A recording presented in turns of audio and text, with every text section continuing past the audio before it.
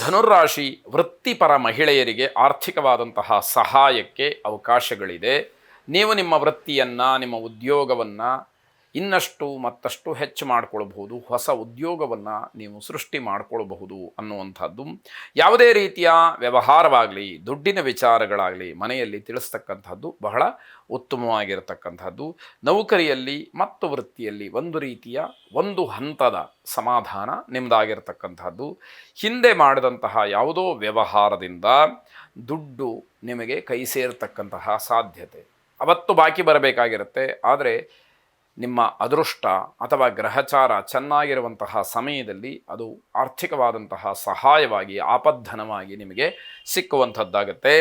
ದೈನಂದಿನ ದಿನಚರಿಯಲ್ಲಿ ಸ್ವಲ್ಪ ಮಟ್ಟಿಗೆ ವ್ಯತ್ಯಾಸವಾಗುತ್ತೆ. ಏನೋ ಪ್ಲಾನ್ ಮಾಡಿರ್ತೀರಿ ಇವತ್ತು ಹೀಗೇ ಆಗಬೇಕು ಅಂತ, ಅದೆಲ್ಲವೂ ಕೂಡ ನೀವು ಅಂದುಕೊಂಡಂತಹ ರೀತಿಯಲ್ಲಾಗದೆ ಸ್ವಲ್ಪ ಮಟ್ಟಿನ ಬದಲಾವಣೆಗೆ, ವ್ಯತ್ಯಾಸಕ್ಕೆ ಕಾರಣವಾಗುತ್ತೆ. ಆ ಸಂದರ್ಭಕ್ಕೆ ಅನುಗುಣವಾಗಿ ನೀವು ಹೊಂದಿಕೊಂಡು ಹೋದಾಗ ಮಾತ್ರ ಮನಸ್ಸಿಗೆ ಸಮಾಧಾನ ಸಿಕ್ಕತ್ತೆ. ಇಲ್ಲ ಆ ಸಣ್ಣ ಪುಟ್ಟ ವಿಷಯಗಳಿಗೂ ಕೂಡ ನೀವೇನಾದರೂ ಕಿರಿಕಿರಿಯನ್ನು ಮಾಡಿಕೊಂಡು ಕೋಪ ಮಾಡಿಕೊಂಡ್ರೆ ಅದು ಇನ್ನಷ್ಟು ಮತ್ತಷ್ಟು ತೊಂದರೆಗೆ ಕಾರಣವಾಗುವಂಥದ್ದಾಗುತ್ತೆ. ವಿದ್ಯಾರ್ಥಿಗಳಿಗೆ ಕೆಲವು ವಿಚಾರಗಳಿಗೆ ಜಗಳ ಆಗುವಂತಹ ಸಾಧ್ಯತೆಗಳು ಹೆಚ್ಚಾಗಿದೆ. ಮಹಾಲಕ್ಷ್ಮಿಯನ್ನು ಪ್ರಾರ್ಥನೆ ಮಾಡಿ. ಶುಭವಾಗಿ. ಮಕರ ರಾಶಿ ಬೇರೆಯವರ ಜೊತೆಯಲ್ಲಿ ಮಾತಾಡಬೇಕಾದ್ರೆ ಬಹಳ ಗಮನ, ಎಚ್ಚರಿಕೆ ಇರಬೇಕು. ಒಂದು ಮಾತಾಡಿದರೆ ಕಡಿಮೆ, ಎರಡು ಮಾತಾಡಿದರೆ ಹೆಚ್ಚು ಅನ್ನುವಂತಹ ಪರಿಸ್ಥಿತಿಯಲ್ಲಿರ್ತೀರಿ. ಮಾತನ್ನಾಡದೆ ಹೋಗಿಬಿಟ್ರೆ ಅದು ಇನ್ನೊಂದು ಅಪಾರ್ಥಕ್ಕೆ, ಅನರ್ಥಕ್ಕೆ ಕಾರಣವಾಗುತ್ತೆ. ಹೆಚ್ಚು ಮಾತಾಡಿದರೆ ನಿಮ್ಮ ಮಾತಿಗೆ ಬೆಲೆ ಎನ್ನುವಂತಹದ್ದು ಸಿಕ್ಕೋದಿಲ್ಲ. ಹೀಗೆಲ್ಲ ಒಂದಷ್ಟು ಅನುಭವಿಸಬೇಕಾದಂತಹ ಪರಿಸ್ಥಿತಿ ಇರುವಂಥದ್ದು. ನವ ವಿವಾಹಿತರಿಗೆ ಪ್ರವಾಸದ ಖುಷಿ ಜೊತೆಗೆ ಮನೆಯಲ್ಲೂ ಕೂಡ ಆನಂದವಾಗಿರತಕ್ಕಂತಹ ಸಂತೋಷದ ವಾತಾವರಣ ಇರುತ್ತೆ ಅಂತ ಅರ್ಥ. ಬೆಳಗ್ಗೆ ಶುಭ ಸುದ್ದಿಯನ್ನು ಕೇಳ್ತೀರಿ, ಮನಸ್ಸಿಗೆ ತುಂಬ ಆನಂದವಾಗುತ್ತೆ.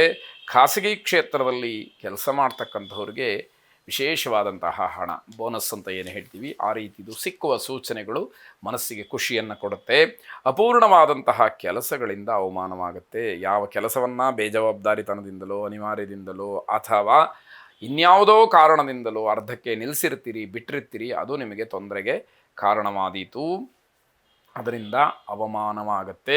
ಅದನ್ನು ಎಚ್ಚರಿಕೆಯಿಂದ ನೋಡಬೇಕು. ಆರೋಗ್ಯದಲ್ಲಿ ಸ್ವಲ್ಪ ಮಟ್ಟಿಗೆ ಜಾಗ್ರತೆಯನ್ನು ವಹಿಸಿ. ಸಣ್ಣ ಪುಟ್ಟ ವ್ಯತ್ಯಾಸಗಳಾದರೂ ಕೂಡ ಅದು ಏನೋ ದೊಡ್ಡ ಪ್ರಮಾಣದ ನಷ್ಟಕ್ಕೆ ಕಾರಣವಾಗಬಹುದು. ಓಂ ನಮಃ ಶಿವಾಯ ಎಂಬುದಾಗಿ ಶಿವಪಂಚಾಕ್ಷರಿ ಮಂತ್ರವನ್ನು ಶಿವಪ್ರೀತ್ಯರ್ಥವಾಗಿ ಸಾಯಂಕಾಲ 108 ಬಾರಿ ಜಪವನ್ನು ಮಾಡಿ. ನಿಮಗೆ ಆ ಪರಮೇಶ್ವರನ ರಕ್ಷಣೆ ಸದಾಕಾಲ ಇರಲಿ. ಶುಭವಾಗಿ. ಕುಂಭರಾಶಿ ವ್ಯಾಪಾರ, ವ್ಯವಹಾರ, ಬೇರೆ ಬೇರೆ ಯೋಜನೆಗಳು ಏನೇ ಇದ್ದರೂ ಕೂಡ ಈ ದಿವಸ ಎಲ್ಲವೂ ಕೂಡ ನಿಮಗೆ ಅನುಕೂಲಕರವಾಗಿ ಕೂಡಿ ಬರ್ತಕ್ಕಂತಹ ಸಮಯ ಅಂತ ಹೇಳಬೇಕು. ಇಲ್ಲಿ ನೀವೇನಾದರೂ ನಿಮ್ಮ ಚಿಂತನೆಗಳನ್ನು, ನಿಮ್ಮ ಪ್ರಯತ್ನಗಳನ್ನು ವ್ಯತ್ಯಾಸ ಮಾಡಿಕೊಂಡ್ರೆ ಫಲವೂ ಕೂಡ ವ್ಯತ್ಯಯವಾಗಿ ನಿಮಗೆ ಪರಿಣಮಿಸ್ತಕ್ಕಂಥದ್ದಾಗುತ್ತೆ. ಮನೆಯಲ್ಲಿ ಕಳೀತಕ್ಕಂತಹ ಪ್ರತಿಯೊಂದು ಕ್ಷಣವೂ ಕೂಡ ಬಹಳ ಮೌಲ್ಯಯುತವಾಗಿರುತ್ತೆ. ಹಾಗಾಗಿ ನೀವು ಈ ದಿವಸ ಬೆಳಗ್ಗಿನಿಂದ ಸಾಯಂಕಾಲದವರೆಗೆ ಯಾವ ಸಮಯವನ್ನು ಎಷ್ಟು ವಿಶೇಷವಾಗಿ ಬಳಸ್ಕೊಳ್ತೀರೋ ಅದು ಅತಿ ಮುಖ್ಯವಾದಂಥದ್ದು. ಮನೆಯವರಿಗೆ ಬಹಳ ಸಂತೋಷ ಮತ್ತು ತೃಪ್ತಿ ನಿಮ್ಮಿಂದ ಸಿಕ್ಕುವಂಥದ್ದಾಗುತ್ತೆ. ಮಕ್ಕಳು ಮತ್ತು ವಿದ್ಯಾರ್ಥಿಗಳು ತಮ್ಮದೇ ಆದಂತಹ ಲೋಕದಲ್ಲಿ ವಿಹರಿಸ್ತಾ ಇರ್ತಾರೆ. ಆದರೆ ಸಂತೋಷವಾಗಿರಬೇಕು, ಆನಂದವಾಗಿರಬೇಕು ಅನ್ನೋದು ಒಂದು ಕಡೆ. ಆದರೆ ನಿಮ್ಮ ಜವಾಬ್ದಾರಿ ಏನಿದೆ, ಮುಂದೆ ಬರತಕ್ಕಂತಹ ಪರೀಕ್ಷೆಗಳು ಯಾವಾಗ, ಅದರ ಬಗ್ಗೆ ನಿಮ್ಮ ಸಿದ್ಧತೆಗಳು ಏನು, ಎಷ್ಟರ ಮಟ್ಟಿಗೆ ಜವಾಬ್ದಾರಿಯಿಂದ ನೀವು ಅಭ್ಯಾಸವನ್ನು ಮಾಡ್ತಾ ಇದ್ದೀರಿ, ಇದರ ಕಡೆಯೂ ಕೂಡ ಗಮನ ಇರಬೇಕಾಗತ್ತೆ. ಮಂಗಳ ಕಾರ್ಯದ ಬಗ್ಗೆ ಚರ್ಚೆಯನ್ನು ನಡೆಸ್ತೀರಿ. ಮನಸ್ಸಿಗೆ ಏನೋ ಒಂದು ರೀತಿಯ ಸಂತೋಷ. ಈ ದಿವಸ ಚೆನ್ನಾಗಿದೆ.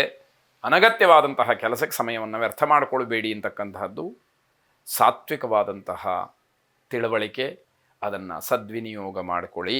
ಮಹಾವಿಷ್ಣುವಿನ ಆರಾಧನೆಯನ್ನು ಮಾಡಿ, ಮಹಾವಿಷ್ಣುವಿನ ಪ್ರಾರ್ಥನೆಯನ್ನು ಮಾಡಿ. ಸರ್ವವ್ಯಾಪಿಯಾದಂತಹ ಮಹಾವಿಷ್ಣು ನಿಮ್ಮೆಲ್ಲ ಕೆಲಸಗಳಿಗೆ ಅನುಕೂಲವನ್ನು ಮಾಡಿಕೊಳ್ಳಿ. ಶುಭವಾಗಿ. ಕೊನೆಯದಾಗಿ ಮೀನರಾಶಿ, ನಿಮ್ಮ ಆರೋಗ್ಯದಲ್ಲಿ ಸಣ್ಣ ಪುಟ್ಟ ವ್ಯತ್ಯಾಸಗಳಾಗಬಹುದು. ಚಿಕಿತ್ಸೆಯನ್ನು ಪಡ್ಕೊಳ್ಳಿ. ಸರಿಯಾದಂತಹ ವೈದ್ಯರ ಸಲಹೆಯಿಂದ ಆಗಿರುವಂತಹ ಸಮಸ್ಯೆಗಳನ್ನು ಸರಿಪಡಿಸ್ಕೊಳ್ಳಿ ಅಂತಕ್ಕಂಥದ್ದು. ಮಾನಸಿಕವಾದಂತಹ ಒತ್ತಡ, ಖರ್ಚು ಎಲ್ಲವೂ ಕೂಡ ಒಟ್ಟಿಗೆ ಬರುವಂಥದ್ದು. ಆಗ ಇನ್ನಷ್ಟು ಮತ್ತಷ್ಟು ಕಿರಿಕಿರಿಯ ಹೆಚ್ಚಾಗುವಂಥದ್ದಾಗತ್ತೆ. ಜನರ ಕಿರಿಕಿರಿಯ ಜೊತೆಯಲ್ಲೇ ದಿನವನ್ನು ಕಳೆದು ಬಿಡ್ತೀರಿ. ಏನೋ ಅದರಿಂದ ಹೊರಗೆ ಬರಬೇಕು ಅನ್ನುವಂತಹ ಪ್ರಯತ್ನಗಳು ಇದ್ದರೂ ಕೂಡ ಅವಕಾಶಗಳು ಆಗದೇ ಇರಬಹುದು. ಅಧಿಕವಾದಂತಹ ಖರ್ಚು ಇರತಕ್ಕಂತಹ ದಿವಸ. ವಿದ್ಯಾರ್ಥಿಗಳಿಗೆ ಮುಂದಿನ ಪರೀಕ್ಷೆಗೆ ಸಿದ್ಧತೆಗೆ ಅವಕಾಶಗಳಿದ್ದರೂ ಕೂಡ ಮನಸ್ಸು ಮಾತ್ರ ಇರುವುದಿಲ್ಲ. ಬೇಕಾದಷ್ಟು ಸಮಯ ಇದೆ ಓದ್ಕೊಳ್ಳೋದಕ್ಕೆ, ಮನಸ್ಸಿರೋದಿಲ್ಲ. ಓದನ್ನು ಬಿಟ್ಟು ಬೇರೆಲ್ಲ ಚಟುವಟಿಕೆಗಳಲ್ಲಿ ಬಹಳ ಉತ್ಸುಕತೆಯಿಂದ ನಿರತರಾಗಿರ್ತೀರಿ ಅಂತಕ್ಕಂಥದ್ದು. ಆರೋಗ್ಯದ ವ್ಯತ್ಯಾಸದಿಂದ ಕೆಲವು ಕೆಲಸಗಳಲ್ಲಿ ಅಡಚಣೆ ಆಗುತ್ತೆ, ವ್ಯತ್ಯಾಸಗಳಾಗುತ್ತೆ, ತೊಂದರೆಗಳಾಗುತ್ತೆ. ಸೂಕ್ಷ್ಮವಾಗಿ ಅದನ್ನು ಗಮನಿಸ್ಕೊಳ್ಬೇಕು. ಬೇರೆಯವರಿಗೆ ವಹಿಸ್ತಕ್ಕಂತಹ ಕೆಲಸಗಳಿದ್ದರೆ ಅನಿವಾರ್ಯವಾಗಿಯೋ ಅಗತ್ಯವಾಗಿಯೋ ಅದನ್ನು ವಹಿಸಿ ನೀವು ಅದರ ಮುಖ್ಯವಾದಂತಹ ಅಂಶವನ್ನು ಮಾತ್ರ ಗಮನಿಸುವಂಥದ್ದು ಒಳ್ಳೆಯದಾಗಿರುತ್ತೆ. ತುಂಬ ಅನಗತ್ಯವಾಗಿ ಇರತಕ್ಕಂತಹ ಕೆಲಸಗಳನ್ನು ತಾತ್ಸಾರ ಮಾಡಿ ಅದನ್ನು ಕೈ ಬಿಟ್ಟುಬಿಡಿ.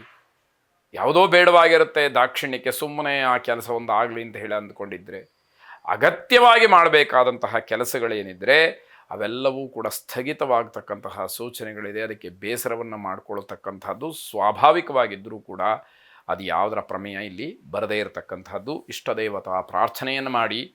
ಶುಭವಾಗಿ.